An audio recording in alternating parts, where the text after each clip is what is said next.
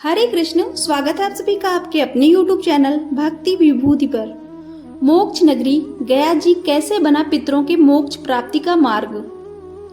श्राद्ध पक्ष की परंपरा संसार में अकेली एक ऐसी संस्कृति है जहां अपनी जड़ों के आखिरी सिरे को याद करने, उन्हें श्रद्धांजलि देने और खास तौर पर उन्हें जल पिलाने की परंपरा कायम है। इसे तर्पण कहते हैं।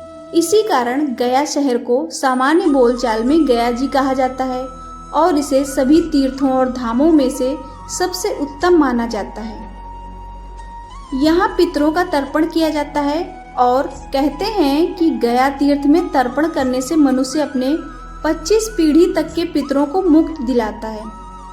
बिहार में स्थित गया तीर्थ सनातन परंपरा का महत्वपूर्ण और अद्भुत तीर्थ है। तीर्थराज प्रयाग और ऋषिकेश की ही तरह गया जी को भी पुण्य स्थल माना गया है। पितृपक्ष के अवसर पर यहाँ पितरों का तर्पण आदि किया जाता है। मान्यता है कि सर्व पितृ अमावस्या के दौरान गया जी में पितरों को पानी देने से वह तृप्त होते हैं और वैकुंठ को जाते हैं। गया तीर्थ की इस महत्ता का कारण है यहाँ स्थित श्री विष्णु पद मंदिर। भगवान विष्णु के चरण कमल की छाप पद चिन्ह वाले इस मंदिर को विष्णु पद मंदिर कहा जाता है और इसी मंदिर से जुड़ा है गया तीर्थ के नामकरण का इतिहास। जानकर आश्चर्य हो सकता है, जिस गया तीर्थ को सभी तीर्थों में उत्तम माना गया है वह तीर्थ एक असुर के नाम पर पड़ा है। वायु पुराण में बड़े ही विस्तार से इसकी कहानी दर्ज है। यह रहस्य देवर्षि नारद ने ब्रह्मा जी के 4 बाल मानस पुत्रों सनकादि ऋषियों से पूछा था। उन्होंने पूछा कि गया जी तीर्थ का क्या महत्व है और इसका नामकरण कैसे हुआ। तब सनत कुमार ऋषि ने एक कहानी के जरिए इस रहस्य को बताया था। वायु पुराण के गया महात्म्य खंड में इसका विस्तार से वर्णन है। यह कथा श्वेत 12 कल्प की है।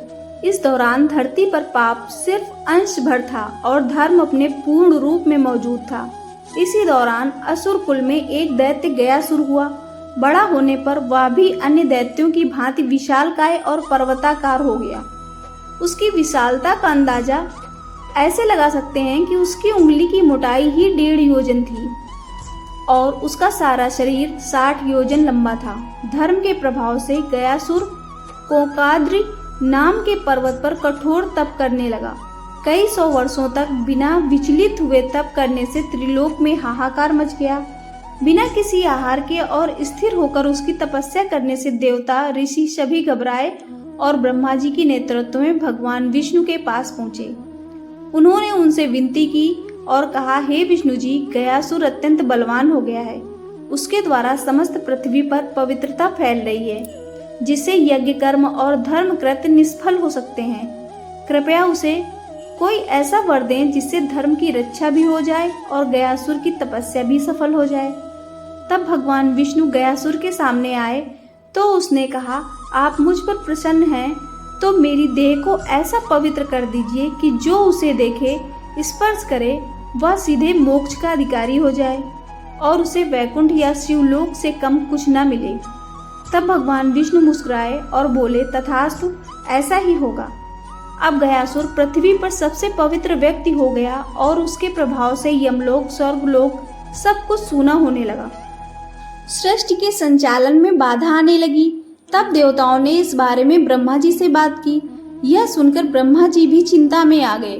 तब विष्णु जी ने सुझाव दिया कि हे ब्रह्मा, आप धरती पर स्थित किसी सबसे पवित्र तीर्थ पर यज्ञ का आयोजन कीजिए। महाविष्णु की आज्ञा से ब्रह्मा जी पृथ्वी पर भ्रमण करने लगे, लेकिन उन्हें धरती पर एक भी पवित्र स्थान नहीं मिला।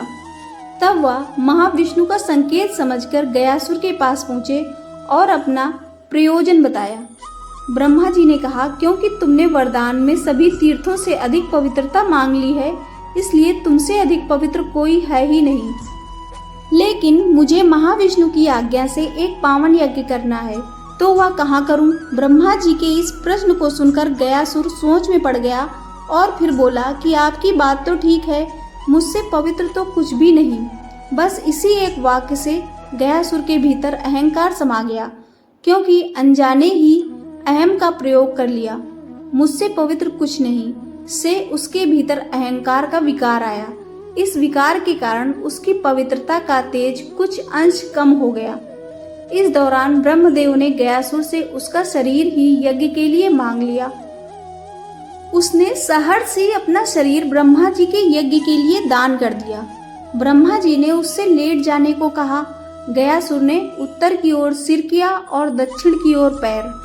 अब उसके शरीर पर समतल स्थल बनाने के लिए उसे शिला से स्थित किया गया ताकि उस पर यज्ञ हो सके। वायु पुराण के अनुसार राक्षस गयासुर को नियंत्रित करने के लिए भगवान विष्णु ने शिला रखकर उसे दबाया था। इसी से शिला पर उसके चरण छप गए। ऐसे पड़े भगवान विष्णु के चरण चिन्ह। विष्णु पद मंदिर में भगवान विष्णु का चरण चिन्ह ऋषि मारीच की पत्नी माता धर्मवत्ता की शिला पर है। राक्षस गयासुर को स्थिर करने के लिए धर्मपुरी से माता धर्मवत्ता शिला को लाया गया था, जिसे गयासुर पर रख भगवान विष्णु ने अपने पैरों से दबाया। इसके बाद शिला पर भगवान के चरण चिन्ह बन गए। गया जी में किया गया श्राद्ध इतना बलशाली होता है कि एक बार यहाँ किसी ने अपने पितृ का श्राद्ध कर दिया तो फिर कभी भी उसका श्राद्ध नहीं करना पड़ता। इस स्थान पर तर्पण करने से व्रतात्मा को 100 यज्ञों का फल मिलता है और गुरु पत्नी गमन जैसे महापातक कठोर पाप भी कट जाते हैं। आपको यह जानकारी कैसी लगी कृपया कमेंट करके अवश्य बताएं। जानकारी पसंद आई हो तो वीडियो को लाइक और शेयर करें। ऐसी और भी जानकारी और कहानियों के लिए चैनल को सब्सक्राइब करना ना भूलें। धन्यवाद।